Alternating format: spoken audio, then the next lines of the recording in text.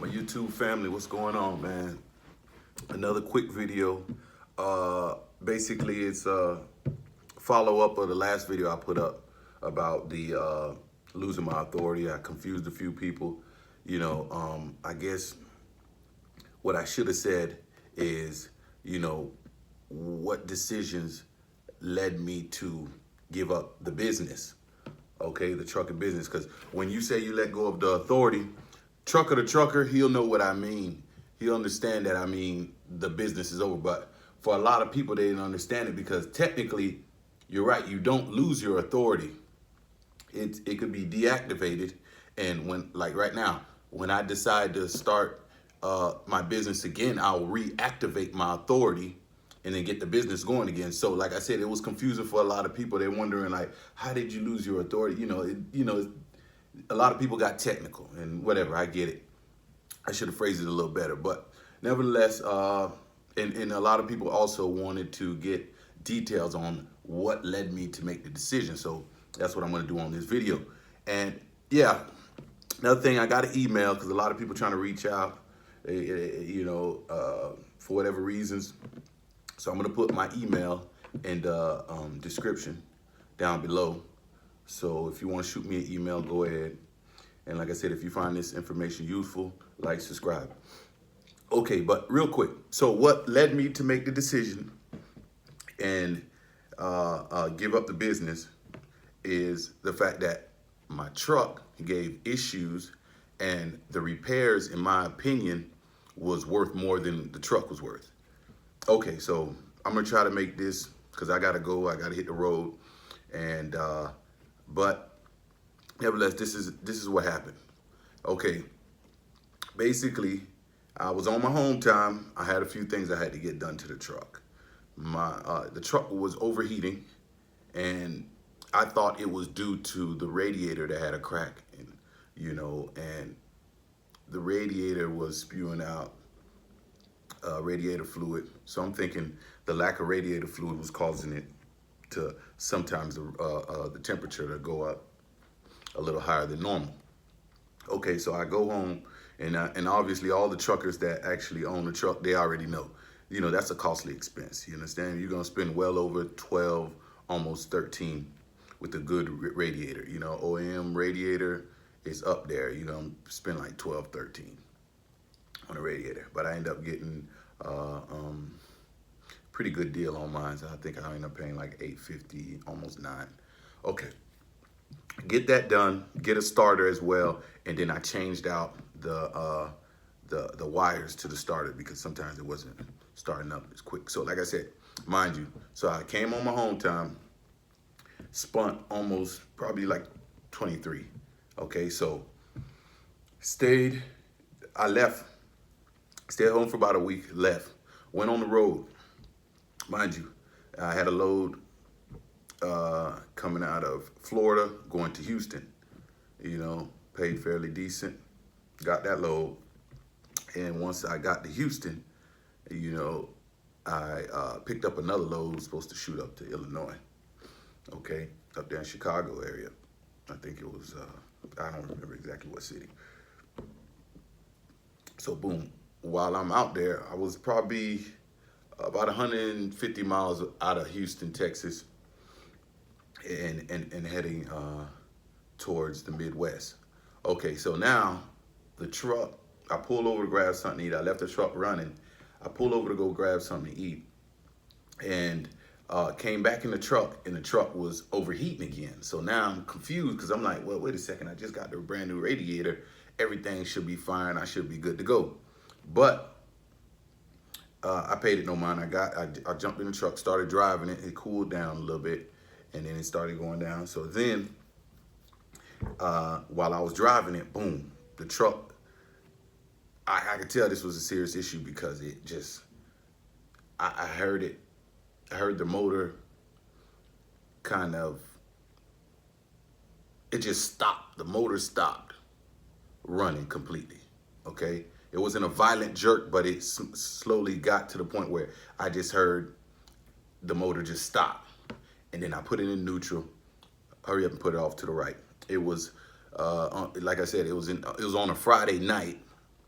So once I pulled over to the side, I already knew this was that's one of the worst days, by the way, for people that's in trucking. Though Friday evenings, Friday nights are usually the worst time to break down because, like I said, everybody's closing down. You're gonna have to wait until Monday morning. So that's exactly what I had to do. All the shops were closed in that area because it was such a small town that they only had like 2, 3 trucking companies, towing companies in that area, and they were closed. I called, and everybody was telling me that they're not cranking up until Monday morning. So boom. So I walked from that distance. It was probably like 4 or 5 miles into town. So I had to walk into town, get a hotel room, and wait until Monday morning. Call the tow truck driver. Mind you, the tow truck bill was 13. So boom, 13. Get there. Hopefully you guys are doing the math. 1,300 to get me to a Kenworth dealership, which was the only dealership. Now I know you guys probably like, damn, like, okay, that was the only dealership. Like, I think it was, like I told you guys, it was called Lufkin, Texas. That was the closest one to the area that I broke down. I think it was like 120 miles or something like that from where I broke down. Boom, get in there. Once I get there, they're backed up too. So they're telling me I might have to wait 3, 4 days before I can actually, for them to go in there and diagnose everything and tell me what exactly is wrong with the truck. So at that point, I said, you know what? All right, cool. I'll leave the truck here and then I'll fly back in. I'll go home, get a one-way ticket home. Boom. So I go get a rental. I found a nice ticket. Boom. Drove to Dallas, flew out and got home. Waited the 4 or 5 days. I called them up. So basically they told me the crankshaft was gone. You understand me? They said for whatever reason, they told me the reason. Okay, so this is what happened. The injector was leaking oil, diesel fuel. So while it was leaking, it leaked down into the motor. So it was oil and diesel fuel mixing. Okay, so what it did, it obviously it thinned out the oil. So the motor was not properly getting lubed. This is what they told me. So they said in that case, that's what caused the motor to seize, because the motor was not properly getting lubed because the injector was leaking fuel. A bad injector was leaking fuel, diesel fuel into the oil pan, and which, if I'm not mistaken, he said once the oil pan gets to a certain level, it spits out, the oil pump spits out oil from time. So it was slowly spitting out oil and diluting the oil. So it got thin to the point where it wasn't properly lubricating the truck anymore. So that's what caused the motor to seize. And they said, the pistons were okay and whatnot, but the crankshaft is what got the worst of it from what they could tell. Okay, so then I was like, all right, cool. So how much is that gonna fix? They quoted me a price. They said something around like just on parts to rebuild the motor would have been like 14, 15. It's almost, let's say 15 grand. Okay, so 15 grand.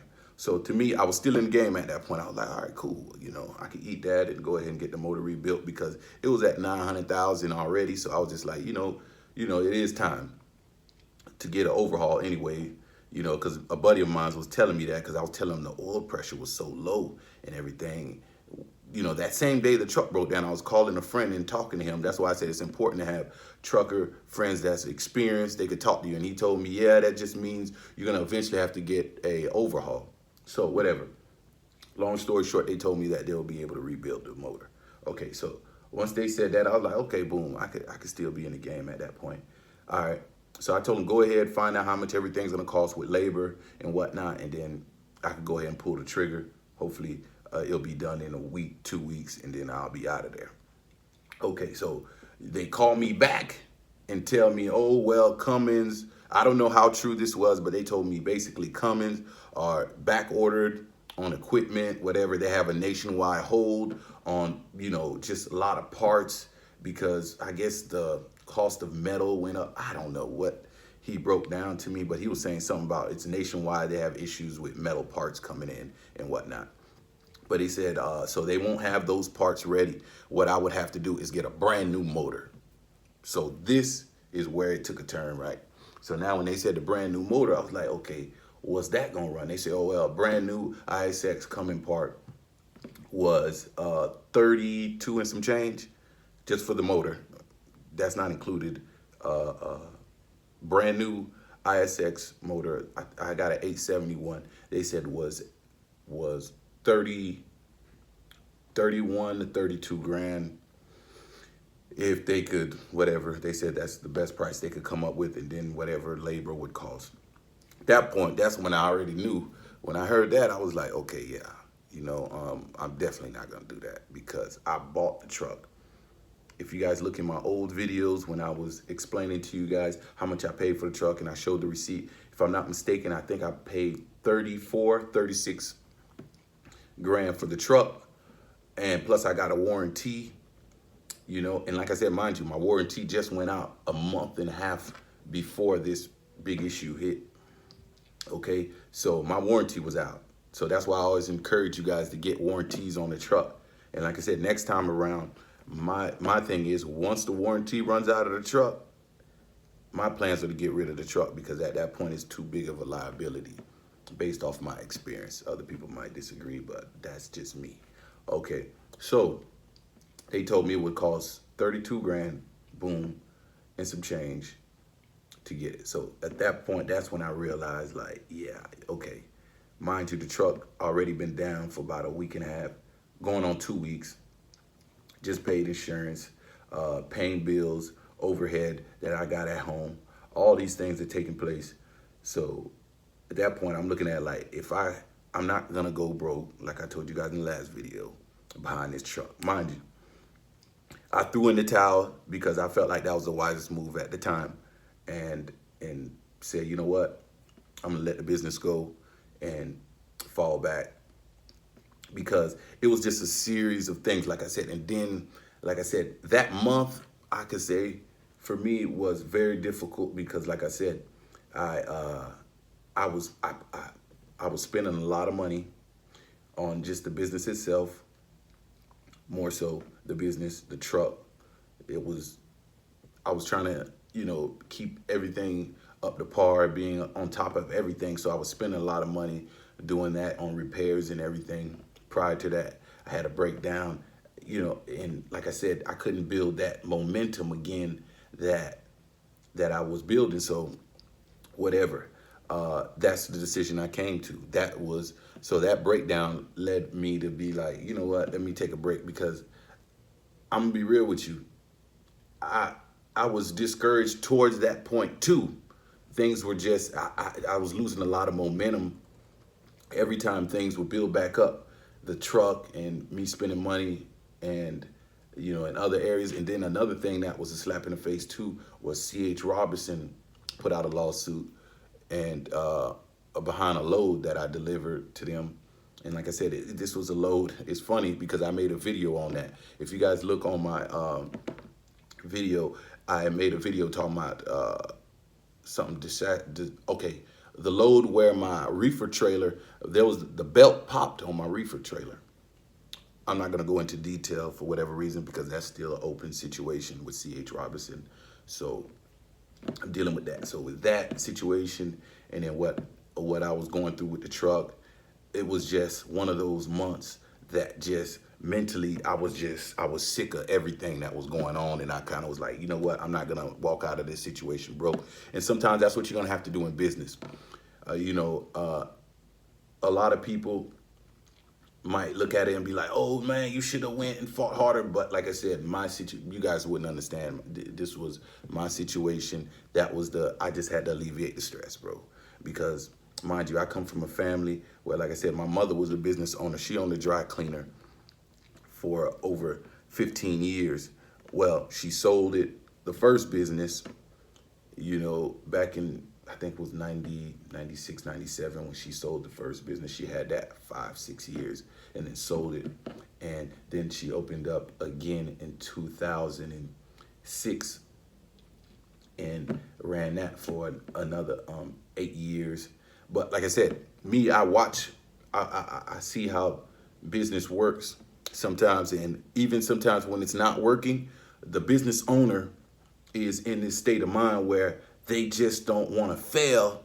So now they're draining the lifeblood out of everyone just for their, I'm not saying selfish reason, but it's their pride that won't let it go. I watched my mom struggle that way, you know? She didn't want to fail at the second business, so she put so much money into it, and it was draining the life out of her. She was drained, I could see it. She just didn't want to stop. She didn't want to give up because I guess she was afraid of what people would say. So I watched that, and I always said to myself, when I start my business, plus I don't live for people. I live, like I said, to please the Father in heaven. So a lot of times what people say, like I said, the negative comments that people say, I went through that stage already where I used to beat myself up in life and worry about what people say about me. But I don't live like that no more because, like I said, my mind is elsewhere. I get gratification elsewhere. It's not on, like I said, the material possessions or what I have financially. Yeah, that's a plus. Don't get me wrong. I'm not saying not to be, ambitious and not go for your goals and get money. But at the end of the day, that's not where it all lies for me. You understand me? I have a bigger goal in mind. And like I said, that's what made me make the decision. So, like I said, hopefully that cleared up a lot of things for you guys. I know it was a little longer than expected, but I had to break it down. If you have any more questions, you like, subscribe, or you want to reach out to me, email me. And like I said, we're going to do it like that. But I got to head out. I got to go back to work and get back at you guys. All right, I'm going.